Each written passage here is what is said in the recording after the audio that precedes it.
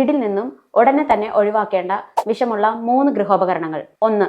Centred candle, സുഗന്ധമുള്ള മെഴുകുതിരികൾ. ഈ സുഗന്ധമുള്ള മെഴുകുതിരികളിൽ അടങ്ങിയിരിക്കുന്ന കെമിക്കലാണ് ഫ്താലൈറ്റ് എന്ന് പറയുന്നത്.